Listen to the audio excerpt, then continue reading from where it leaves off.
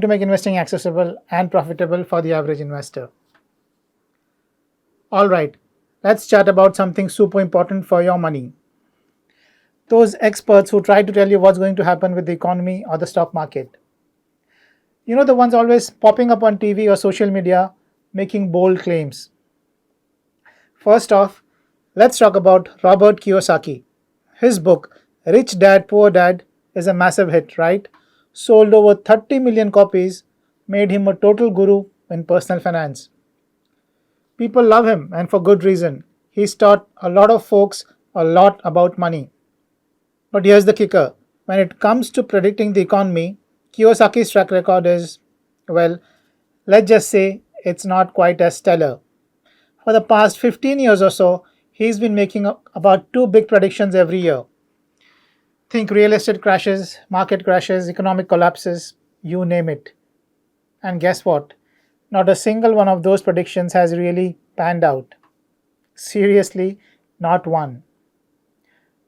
So, what's going on here? How can someone so brilliant in one area be so off the mark in another? Why can't that Midas touch he has with personal finance transfer to predicting huge economic shifts? Turns out there's a pretty cool idea that explains this, called the halo effect. Now, Barry Ritholtz, a super smart fund manager and author from the US, talks about it. Basically, it's when we see someone who's incredibly successful in one field, we tend to think they are just as smart and capable in every field. We assume their magic works everywhere. Like if they are a fantastic musician, they must also be a genius stock picker. But as we just saw with Kiyosaki, that assumption can totally backfire and cost you a lot of money if you rely on their judgment where they have zero expertise. And it's not just Kiyosaki being called out. Barry Ritholtz isn't shy about pointing out anyone super successful who tries to do the impossible, which for him means making reliable predictions. Barry has even written an awesome book called How Not to Invest, where he lays out all the common mistakes investors make. His big takeaway: just by avoiding these common blunders, you can seriously boost your long term returns. Now, one of his core messages is super simple: nobody knows anything.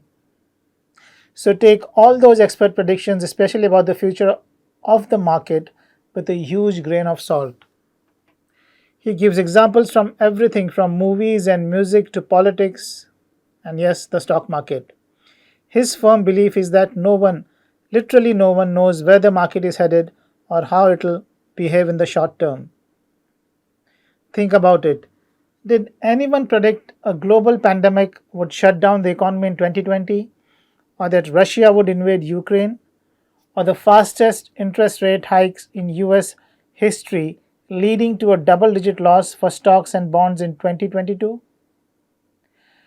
Well, nope, nope, and nope. Yet we love forecasters, don't we? There is no shortage of people on social media every single day dishing out predictions. It's like we just can't accept that the world is at least a little bit random.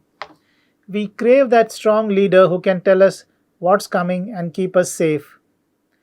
But in reality, investing based on stock market forecasts has almost never worked consistently. So honestly, the best thing you can do for your money is to stop listening to any forecasts or predictions, especially the short-term ones. Hold on, you might be thinking, this is confusing. How do I make money if I can't predict the future? How do I know what stocks to buy or how much cash to hold if I can't predict the market in the next year? Great questions. The trick is to understand the difference between certainty and probability, and between short term market moves and long term trends. For instance, there is a high probability that the stock market will continue to go up over the long term, but there is no certainty about it. I can tell you with pretty high probability that the Sensex, India's main stock index, will hit 2 lakh in a few years, but I absolutely cannot tell you the exact date. See the difference? One is an educated guess about a broad trend, the other is trying to be super precise and make an exact prediction. And that's the whole point. When you're investing, the more you lean on probabilities and long term trends, and the less you rely on certainties and short term market movements, the better off you will be. Now, let me show you something cool. Check out this chart. This is how my no prediction portfolio has performed against three major indices over a 10-year period from December 2014 to December 24. My no prediction portfolio has only just barely underperformed the BSE small cap index, which is pretty awesome. But it's actually outperformed the other two major indices. The strategy behind this no prediction portfolio is ridiculously simple. I start the year with say rupees 100. I put rupees 50 into a diversified 20 stock portfolio and the other 50 into a fixed deposit earning let's say 6%. Then at the end of the year, I rebalance back to that 50-50 split. Now, if my stock position grew to rupees 60, I sell rupees 10 worth of stocks and put it into the FD. If the FD grew and stocks dropped, I take money from the FD to buy more stocks, bringing both back to 50.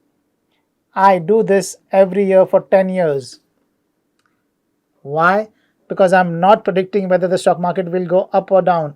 I'm just assuming there's a probability of either happening. If stocks go up, I take some profits and secure them. If they go down, I buy more when they are cheaper. I don't listen to gurus and I don't make my own predictions. I just stick to the 50-50 rule and rebalance annually. Okay, so what about the 20 stock part of the portfolio? Even there, no predictions. Now, this is an equally weighted portfolio of 20 stocks. The rules are pretty straightforward.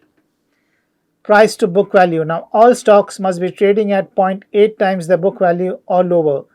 Basically, I want to buy them at a discount of at least 20% to what they are theoretically worth.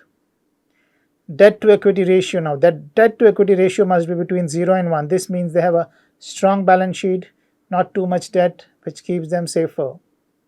Liquidity, minimum of rupees 1 million on 10 lakh in average daily trading liquidity over the last 12 months. This ensures I can actually buy and sell them easily. Revenue, minimum revenue of rupees 200 crores or 2 billion for the latest financial year.